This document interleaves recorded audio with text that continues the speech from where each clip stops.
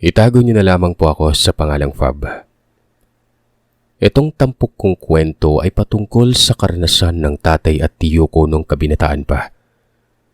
Nangyari ang kwentong ito sa Aklan, sa liblib ng Libakaw noong huling mga taon ng dekada 80. Pangalanan natin silang Erlan at Kuler. Itong si Erlan ang tatay ko at ang kuya niya naman at tiyo ko, si Kuler. Ayon sa kwento, nagbakasyon umano noon sila sa lugar ng pinsan nila. Bale, hindi talaga ito first cousin. Bagkos ay third cousin na umano ito. Dahil magkababata sila, talagang napakalapit nila sa isa't isa. Itong pinsan umano na pangalanan nating Paloy ay doon pumuslit sa bahay nila sa Libakaw nung nag-aaral hanggang sa makapagtapos ng high school. Ngayon, dahil sa namiss nga daw nila ang kakulitan nito, napagpasya ng magkapatid noon na bisitahin ito sa lugar at maglaan ng ilang araw bilang bakasyon na rin. Walang problema sa mga magulang nila dahil malalaki naman na mga ito at mapagkakatiwalaan. Kaya ayon, pinuntahan kaagad nila ang lugar nila Paloy. Ang layo. Sumakay sila ng habal pero kinakailangan pang maglakad ng mga 2 oras bago makarating sa lugar. Alam nila kung saan yun dahil minsan na umano silang napadako dito. Pero saglit lang. Yun yung mga panahong may lupain pa sila na kasalukuyang inaani ang manggahan dito. Pero naibenta na ang lupain ito kung kaya hindi na napapasyal ang pamilya nila sa lugar. Walang alam si Paloy na bibisita ang dalawa. At noong bumungad na umano ang magkapatid, gulat na gulat si Paloy na para bang imbis na matawa ay makikita pang nag-aalala mukha ng mga yon. Sabi pa ni Paloy ay bakit bigla na lang naisipang magtungo sa lugar. Ay naman ka Erlan, namiss lang daw nila si Paloy. Bakit daw? Ayaw ba umanong makita nito ang dating kasama sa bahay at kalaro sa araw-araw? Hindi naman. Ganun din naman ako. Gusto ko kayong makita pero sana ako na lang yung nagpunta Hindi kayong dadalaw dito. Tara na nga. Ayun yung ikalawang bahay sa dulo. Bahay namin yan. Ano kayang masasabi ng mga magulang ko sa inyo? Nang masilayan sila ng mga magulang ni Paloy, katulad ng naging reaksyon ni Paloy ang bumungad sa kanila. Parang nagulat na nag-aalala. Nagtataka na ang magkapatid noon. Magkaganon pa man, namayani pa rin ang kagalakang makabisita sa lugar. Lalo't napakaganda talaga ng tanawin dito. Ang likod ng bahay nila Paloy ay bangin na at makikita ang malawak na kagubatan. Bilang bisita, ipinaghahanda umano sila. Tanghali noon at nangangamoy inihaw na manok talaga sa paligid ng bahay. Malaki ang bahay nila Paloy. Tipikal na makikita sa probinsya. Nakaangat ang sahig sa lupa at malawak ang itaas. May beranda din itong tila katatapos pa lamang kumpunihin. Masarap ang simoy ng hangin at talagang kaaya-aya ang lugar. Ang pinakamalapit na kapitbahay doon ay ang bahay ng kapatid ni Paloy pero hindi na ito doon nakatira. Bali ito ang naunang bahay bago pa ang tahanan nila Paloy. Kaso ginawa na lamang daw yung imbakan ng mga aning mais at gulay. Nasisiyan din sila kasi nga may mga tao noon na sumisilay sa kanila. May dalaga pa umanong dumaan at sumulyap ng tingin sa beranda kung saan sila nakatambay. Sa mga puntong ito, abala si Paloy sa paghahanda ng makakain. Umakyat din ito ng niyog para mangkuha ng buko. Pagsapit ng hapon ay nasabi ni Erlan kay Paloy na may babae daw kanina na maganda at tila ba natutuwa itong makita sila. Ano? Nako, ito lang yung ipapaalala ko Wala kayong kakausapin ng hindi nyo kilala. Maliban na lang sa amin at sa mga nakatira dito sa malapit. Mga pinsan ko yan. Bakit naman Paloy? Ba't parang nababahala ka? Tanong ni Kuler. Dagdag pa nito ay malayo na daw ang ugali ni Paloy nung kasama pa nila ito sa bahay. Ubod ng masayahin at palabiro. Ngayon ay napakaseryoso na umano ito. Ang nakapagtataka pa ay kamakailan lamang ito. Nung 1 buwan lang mula nang umuwi na si Paloy sa bukid. Ito pa din naman ako. Walang pinagbago. Sadyang nag-aalala lang ako eh. Lumalaganap yung aswang. Lahat ng mga tao dito natatakot nang bumaba sa gabi. Ang sabi ng kaanak namin, dyan lang daw sa malapit yung mga aswang. Sus, ganda mo magbiro, Paloy. Hindi ako naniniwala dyan sa aswang, no? Ang saklap mo magbiro. Wala namang iba. Sabat ni Kuler. Ayon kay Paloy, kaya hindi niya sinabi kaagad kanina ang dahilan kung bakit tila nag-aalala ang kanyang pamilya. Dahil nga hindi naman naniniwala sa aswang ang dalawa. Kung walang paniniwala ang mga ito, nakikiusap si Paloy na sundin na lang umano ang mga sinasabi niya. Huwag makikipag-usap sa mga taong hindi kilala. Hanggat maaari ay huwag na lang lumapit. Walang ibang kasama araw-araw kung hindi si Paloy lang. Itong magkapatid na si Kuler at Erlan, may bisyo. Inuman ang bisyo ng mga ito. Magkakasundo at magkakaparehas ng layaw. Nagaya nga si Kuler noon ng inuman at pumayag naman itong si Paloy. Pero may paalala pa rin ang binata. Buhat ng kilala niya ang magkapatid kapag nakakainom. Sobrang ingay at napakakulit. Ang sabi ni Paloy kung maaari ay kontrolin ng sarili. Walang problema mag-inuman. May lambanog naman sila pero yun na nga. Huwag mag-iingay kasi nga tiyak na aabutin ng gabi ang inumang yon. Tawa lang ng tawa ang magkapatid. Itong mga magulang ni Paloy ay tahimik lang. Pero panay daw itong sambit kay Paloy. Napapansin ito ni Erlan. Paniguradong patungkol na naman ito sa mga bawal sa lugar. Kaya naman sinabihan ni Erlan si Kuler na maghunos dili ito. Na huwag dali ng ugali sa bahay nila dito sa lugar at respetuhin ang kung anumang paniniwala ng mga yon. Alam ko, pero ikaw ba Erlan? Naniniwala ka ba sa aswang? Matunog yung aswang pero sa tingin ko panakot lang ng mga kawatan yan eh. Naalala mo yung nangyari sa bayan? Nagkagulo na kesyo may aswang kaya yung mga paninda iniiwan eh. Pero pagbalik ng may-ari wala na yung paninda. Racket lang kasi ng mga loko-lokong tao yan eh. Wala naman sigurong mawawala kung sumunod na lang tayo, di ba? Kuya, tingnan mo. Ayun oh. Yung babae ba? Napadaan na naman. Biglang turo ni Erlan sa isang direksyon.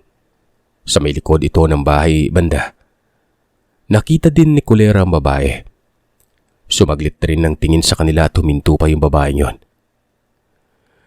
Nung bumalik na si Paloy dala ang tuba ay sinabi ng dalawa na nagpakita ulit ang babae. Ay naman kay Paloy, basta't hanggang tingin lang ayos lang. Pero wag na wag lalapitan. Sa mga sandaling ito'y hapon na.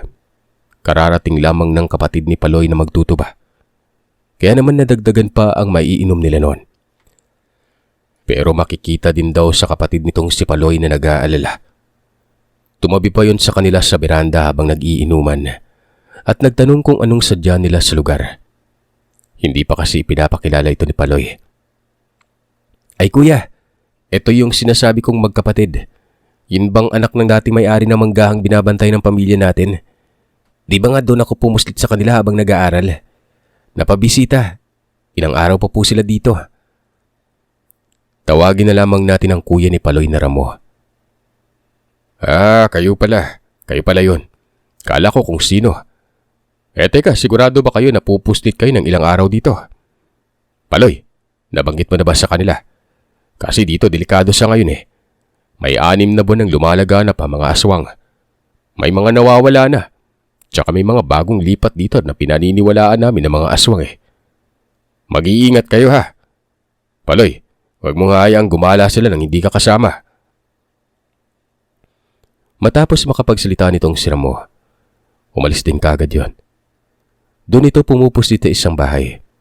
Kumaga siyang bantay doon sa mga nakaimbak na ani.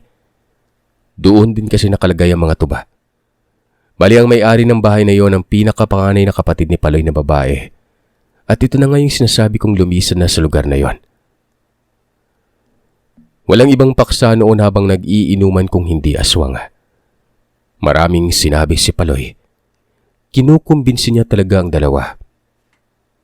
Etong si Erlan, naniniwala na. Pero si Kulera medyo nag-aalangan pa. Tumabi na nga noon ang tatay ni Paloy na pangalanan nating Mang Islaw. Sinabi nitong totoo ang kwento at kung ano man ang mga babala nila, dapat daw sundin at maniwala dahil para na rin ito sa kaligtasan. Kamakailan lang nung nagtungo ako sa kabilang nayon, 2 tao ang nawawala. Hindi na nakauwi pa. Bago mangyari ang pagkawala ng mga tao may bisita ito sa tanghali. Mag-asawa ang nawawala. Huwag niyong sabihin na may kidnapper dito sa bukid Walang magtsatsaga sa mga hamak na tao dito kasi may hirap. Pero kung aswang malamang yun talagang may gawa. Wika ni Mang Islaw. Hanggang sa gumabi na at nagtuloy-tuloy ang inuman. Habang nangyari naman ito ay naging sumsuman na nilang hapunan. Hinainan ng kanin na tinolang manok. Pero hindi pa rin natigil ang tagay pagkatapos. Naglatag na umano ng plywood itong nanay at tatay ni Paloy tapos nilatagan pa yun ng banig. Doon lang sa sala. At ito ang magiging higaan ng magkapatid noon. Ayan, tinawag na nga umano sila. Pero sabi ni Kuler ay mamaya-maya na lamang umano. Maaga pa daw kasi. Hanggang sa sila na lang umanong 3 ang wari gising sa mga oras na ito. Mabuti at tahimik naman ang dalawa. Hindi maingay. Nagkikwentuhan pero mahina lang. Maya-maya ay muling nagpakita ang babae. Sa mga sandaling ito ay nasilayan na din yun ni Paloy. Dahil nga sa nakainom na itong dalawa. Malalakas ang loob. Kinawayan pero inawat yun ni Paloy. Ang sabi ng pinsan ay anak daw ito ng bagong residente sa lugar. Panigurado umanong ang paggala nito ay ang pagmamatyag na sa mga dayo. Sa gandang yan, aswang yan? Ang layo pre, sabi ni Kuler. Pakiusap, maniwala ka na lang sa akin Kulero. Alam niyo bang kanina pa ako hindi mapakali? Oo, nakakainom ako pero hindi ako nawawala sa wisyo ko. Pumasok na tayo, tara na. May nakalatag ng banig sa sala Tara na. Lasing na rin ako Kanina pa ako inaantok. Bukas na lang Kuler. Sabat ni Erlan. Hindi naman nagreklamo si Kuler pero noong papasok na sila ng bahay, kinindatan daw niya ang babae. Tuwang-tuwa pa itong si Kuler sa ginawa niya. Sinara na ni Paloy ang mga bintana. Maiging kinandado ang pinto patungong beranda. Pinatay ang ilaw sa loob. Ang nagsisilbing tanglaw na lamang sa mga sandaling ito ay ang gasera na naroroon sa beranda. Hindi pa kaagad natulog ang magkapatid. Nagkikwentuhan pa ang mga ito. Hanggang sa bigla umanong sinita sila ni Paloy at mahinang nagwika ito ng pakinggan niyo maigi yung tinig sa labas Yung parang tinig ng biik tapos sitsit. Sabi ng tatay ko aswang daw yon. Nakiramdam naman kaagad si Erlan. Meron ngang ganung tinig. Parang nasa silong lang. Kung kaya naman kinalabit niya ang kapatid. Dinuro ng daliri ang silong at sinabing nasa ilalim yon. Ito namang si Kuler na masyadong maangas ay kagad hinawi ang banig at sumilip sa siwang ng sahig nun. Nanigas ang katawan nito. Kinakalabit si Paloy at sinabing may tao umano sa baba na gumagapang. Sabi ko na nga ba kayo yung punterya ng mga yan. Hindi lang yan nag-iisa. Maraming tinig. Panigurado marami ang mga yan. Ngayon lang ako ulit nakarinig ng tinig ng aswang. Sakto pa talagang naririto kayo. Nakataob silang 3 noon sa banig. Ultimong si Erlan, nakikita ang gumagapang na tao. Para daw itong gagamba. Nakaangat ang tuhod at siko habang sumisingot. Hanggang sa nadagdagan pa yun ng isa. Lubusan na silang kinilabutan nun. Itong si Kuler na hindi naniniwala ay hindi na kumikibo. Lalong kitang-kita niya mismo na may napakapangit na itsura ang mga ito. Parang may mukhang pirana. Ang lalaki ng mga mata tapos nakausli ang nguso at kitang-kita ang mga ngipin nitong matutulis. Totoo pala talaga sila kuya, sabi ni Erlan. Malay ko ba? Ngayon pa lang ako nakakita ng ganyan di totoo ngang may aswang talaga. Hinaan niyo lang yung boses niyo. Kanina pa ako nagpapaliwanag sa inyo umabot pa talaga sa punto na mga lasing na tayo. Kinakabahan ako at baka pasukin ng bahay. Dito lang kayo ha.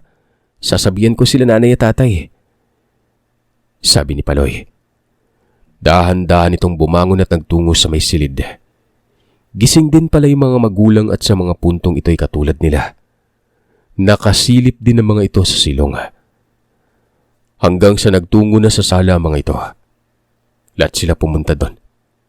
Tinatanaw daw ng tatay ni Paloy ang kabilang bahay. Dahil nga naroroon si Ramon na natutulog. Nakita naman ito si Ramon na gising at nakasilip doon sa bintana. Hoy! Mga buwisit na mga aswang! Umalis kayo dito at kung hindi, pagtatagain ko kayo ng itak! Sabi ni Mang Islaw. Nagulat talaga magkapatid doon kasi nga pabigla-bigla eh. Nakita nila yung mga nilalang na nagpulasan. Naglaho at ilang sandali lang ay narinig na nilang pagsambit ni Ramo. Pagbuksan daw siya ng pinto dahil papasok siya ng bahay. Pinabuksan ni Paloy. Humahangos si Ramo at sinabing may aswang din daw doon sa silong ng bahay kung saan siya natutulog. Sisibat sana siya at lulundag sa bintana. Kaso may nasilayan naman siyang gumagapang dito sa bahay nila mismo. Tay, anong gagawin natin? Paniguradong itong dalawang sadya ng mga yun eh. Wika pa na Ramo. Mukhang hindi na maganda ito ah. Kung hahayaan lang natin eh talaga mang-aabuso. Bukas na bukas din eh pupuntahan ko yung bahay ng baguhan dito. Lecheng yawa yun. Hindi na tayo makatrabaho ng maayos. Sabi ni Mang Islaw. Sabi naman ni Paloy ay wag daw baka pag-initan pa daw sila noon. Ang maiging gawin daw ay pasibatin daw ang mga bisita. Para saan? Para mas lalo sila ditong magmaangas. Hindi ko pupuntahan yung baguhan. Pero sa oras na may umaligid dito ay lalabas na ako ha. Kakausapin ko yung kumari ko. Mabuti yun. Manggagamot. Bukas na lang. Tsaka ikaw, Ramo. Dito ka na matulog. Kayo, matulog na kayo at huwag na masyadong magpuyat. Mungkahi ng tatay ng tahanan. Natulog sila noon. Hindi naman na raw nagparamdam pang nilalang. Pagkagising ni Erlan ay wala na ang tatay ni Paloy. Tulog pa rin sa mga sandaling yon si Kuler. Habang si Ramo ay hinahatid ang tuba sa kabilang nayon. Ang sabi ni Paloy, total ay naroroon na rin daw ang dalawa, ano ba raw ang plano at baka gusto na nilang umuwi noon. Hindi kami uuwi. Baka bagatin pa kami. Ang layo pa naman mula dito hanggang dun sa pinagbabaan namin ng habal eh. Kung mapapasubok, edi mapapasubok na sa aswang dito. Kung ano man yung plano ng tatay mo, tutulong na lang kami. Sasabihan ko si kuya pagkagising nito. Wika ni Erlan. Ayun na nga. At nakausap niya si Kuler. Ganon din ito. Gusto nang lumaban. Dumating si Mang Islaw tanghali na. Kasama nito ang isang lalaki na may katandaan. Ninong daw yun ang panganay na kapatid ni Paloy. At ito na ang sinasabing albularyo na pangalanan nating Mang Donato. Ayon dito sa matanda ay ganoon din daw sa kanilang lugar. Nagpaparamdam ang mga nilalang pero wala namang nangyari. Siguro ay alam ng mga ito na may albularyo doon. Dagdag nito, may mga bakas daw ng aswang sa lugar. Kanina pa niya napapansin. Ultimong sa bahay nila Paloy. Napakarami. Diyan sa silong gumagapang. Mga hayop na yun. Tingin mo, Donato, ano kaya yung maiging pangontra para talagang lumayas yung mga yan dito? Ang mga tao dito ayaw na magsilabas sa gabi. May nagtutuba sa gabi pero hindi na nagagawa. Naantala yung trabaho namin tapos ito pa. Dumating pa itong dalawang ito. Mga kaanak ko at pakiramdam ko ito yung punterya ng mga aswang kagabi. Malamang dahil gustong gusto talaga ng mga aswang yung mga dayo. Wala bang nakaabiso sa mga ito? Nako mga dong, tingin ko dito na kayo titira. Pagkalayo pa naman ang lalakarin nyo kapag patungo ng bayan eh. Maiba nga tayo Islaw. Saan ba banda yung sinasabi mong baguhan dito? Tanong ni Mang Donato. Tinuro naman ni Mang Islaw ang direksyon. May ibang bahay pa doon bukod sa mga bagong naninirahan. Pero isa sa mga kapitbahay umano doon lumikas. Natakot. Tumangutango si Mang Donato. Mamaya'y pupuntahan daw niya. Pero bago yon ay aalamin niyo muna kung saan dumadaan ang aswang sa tuwing gabi. Matapos lamang nitong magsalita, nagtungo kaagad ang albularyo sa may pangpang. Itong magkapatid ay nasa beranda lang. Yun lang naman daw ang papel nila. Ang nakasilay lagi sa pangyari at doon ito sa beranda. Nakikita nilang nagpapaikot-ikot sa lugar si Mang Donato kasama ng tatay ni Paloy na si Mang Islaw. Napakainit na noon kasi nga maganda ang panahon. Walang nagbabadi ang ulan. Hanggang sa bumalik na itong si Mang Islaw. Ayon dito ay pinupunta na raw ng albularyo yung lugar kung saan nakatira ang baguhan. Mamaya'y malalaman nila kung anong impormasyong dala sa pagbalik. Sa mga puntong ito, nag-ahasa ng sanggot at itak itong si Ramo. Habang ang nanay naman ni Paloy na pangalanan nating Aling Marionette, naghahanda ng merienda. Dapit hapon nang bumalik si Mang Donato. Ayon dito, yun daw ba yung maliit na bahay na walang nakatira? Yun kasi ang tinuturo ng iba doon. Tumango si Mang Islaw. Yun na nga daw. Pero bakit walang nakatira may nananahan naman daw doon? Alam ko, pero pagdating ko doon wala nang nakatira. At tama ang hinala ninyo. Aswang ang nakatira doon. Kung hindi ako nagkakamali, kagabi lang ito lumisan. Sabi kasi ng isa sa natanong kong babae, may tao pa naman daw yun kahapon eh. Delikado ito Islaw kapag ganyan may masamang motiboy na yan. Kapag piniling lumisan, ibig sabihin may gagawin na dito. At yung pagpuslit na mga yun sa lugar pagmamasid lang. Ang ipinagtataka ko lang bakit nagawang makapagpatayo ng bahay. Hindi kaya aswang din yung may-ari ng lupa doon na kasama lang nila. Balita ko mayaman yung pinunong aswang nun taga Tibyaw. Parang tama ako ng hinala. Baka pag mamay-ari niya yung lupang ito, pinabantayan ng sasakop na kauri ng aswang. Walang iya talaga yung mga aswang din sa bukid ng Tibyaw. Wala pang naglalakas loob na albularyo na pasukin yung lugar na yan Mahabang salaysay ni Mang Donato. Dagdag pa nito ay hindi siya uuwi hanggat hindi na itataboy ang mga aswang. Kapag hinayaan lang kasi umano ang mga ito, mga abuso. At tama umano ang sinabi ni Mang Islaw. Dapat lang labanan para maasiwa at magdalawang isip na pumasok sa lugar. Naghahanda daw sila noon. Itong magkapatid, pinahawak na ng mga itak. May mga itak naman doon Yung mga kapitbahay na kaanak lang din nila Paloy. Nagsihanda din ng mga ito. May galit na galit nga umano doon at nagbahis pa tapos sinabing makikipagpatayan. Na hindi na nga nakakapagtrabaho ng maayos ang pamilya niya. Pagsapit ng takip silim ay nagpulong sila sa may sala. Ayon kay Mang Donato, huwag lang magpapahalata. Huwag sisitay ng mga aswang kapag nagparamdam na. Hayaan talagang lumapit ang mga ito. Kung maaari, mag-inuman pa daw sila para maging kumpiyansa ang mga ito. Katulad na lang ng nangyari kagabi. Nagkasundo silang lahat. Pero hindi daw mawawala ang pagkatakot ni Erlan. Si Kuler ay panay buntong hininga, sabay iling na para bang nagsisisi. Naginuman nga sila. May nasa beranda, may nasa gilid ng hagdan. Maingay na wari walang alam pero ang totoo, nakamasid na ang mga ito sa mga aswang. Nung lumalim na umano ang gabi at biglang nag-abiso si Mang Donato na tumigil na sila at magpahinga dahil naririyan na mga aswang. Walang ano-ano'y nagsitigil sila noon sa inuman. Si Ramo daw doon lang sa beranda, naglatag ng banig noon. Si Paloy sa upuan ng beranda humiga. Samantala ang magkapatid sa sala. Hindi nga nilatagan ng plywood at banig. Rekta higa lang ng walang latag-latag na sa pinubanig doon. Pero tumaob daw ang mga ito nang makarinig na ng mga huni. Ang natatandaan ni Erlan ay nawala na lang bigla itong si Mang Donato. Pakiwari ni Erlan at Kuler, baka naroroon sa kabilang bahay. Ang tiyak na kasama nila noon ay buong pamilya. Nasa silid sina Mang Islaw at Aling Marionette. Maya-maya pa, sinilay ni Erlan si Paloy.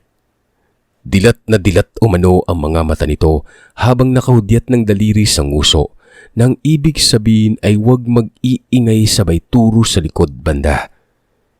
Kinalabit naman ni Erlan si Kuler. Sabi niya, "Kuya, nasa likod daw." Hindi naman nagsalita si Kuler. Pinihit lang nila noon ang mga mata habang nakasilip sa silong. Tinatanaw nilang bandang likod. May gumagapang. Babae ito. Ang higpit ng pagkakahawak ni Kuler kay Erlan noon, tapos nanginginig pa yung katawan. "Rico, bitawan mo naman ako. Masakit eh." "Dapat pala nagbanig tayo. Malay ba natin kung sundutin na lang tayo sa tiyan?" "Ikaw naman yung nagsabi, kuya, di ba, na huwag nang maglatag? Tsaka huwag ka maingay. Baka mabulabog." Mahinang tugon ni Erlan.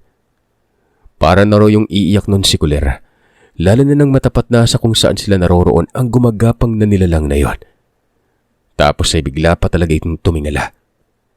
Kitang-kita nilang nanlilisik at nagbabagang mga mata nito. Yun bang pula na may pintik na dilaw? Ganun na ganun daw, lalo't tinamaan pa ng liwanag ang muka mula sa gaserang nasa beranda. Napapatakip na lamang ng bibig ang dalawa.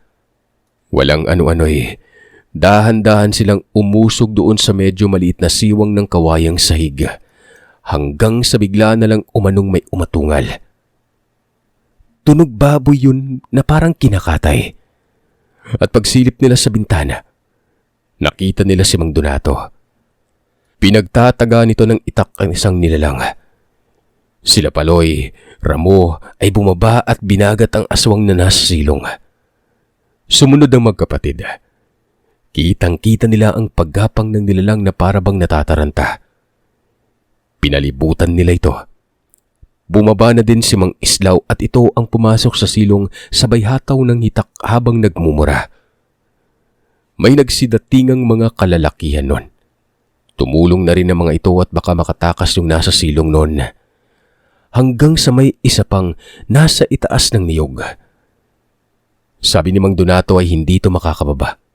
Hindi din ito makakalipat dahil malayo ang kasunod na puno. Walang ibang patutunguhan ng nilalang kung hindi kamatayan. Sumisigaw si Mang Donato. Ayon pa dito, sa kung may aswang pa ang lalapit sa lugar, kakatayin nila ng buhay. Alam niya umanong may nagtatago pa.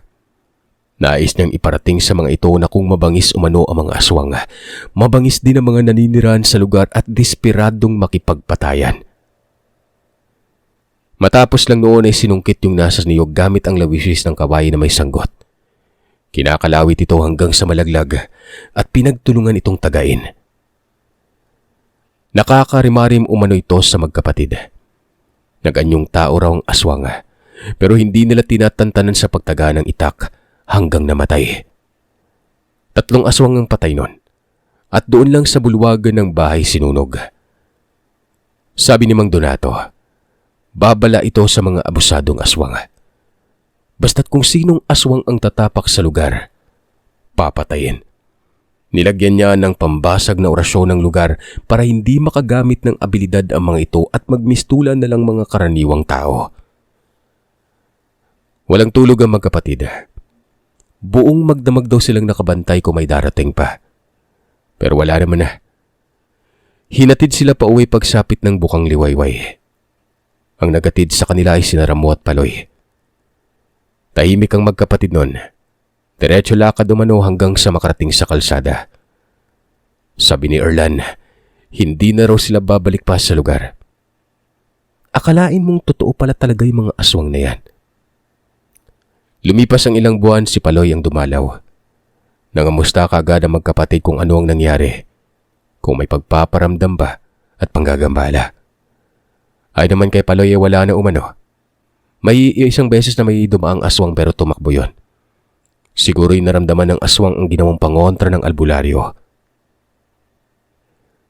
Kamakailan lang, may magkakasunod na kwento sa isa sa mga channel ni Sir Seth patungkol sa mga aswang sa bukid ng Tibyaw. Naniniwala ako na yung aswang na naranasan nila Tatay Erlan at Tio Kuler ay kauri lamang ng mga aswang na ito. At sino ba'y mag-aakala na mapapasabak ang magkapatid sa aswang?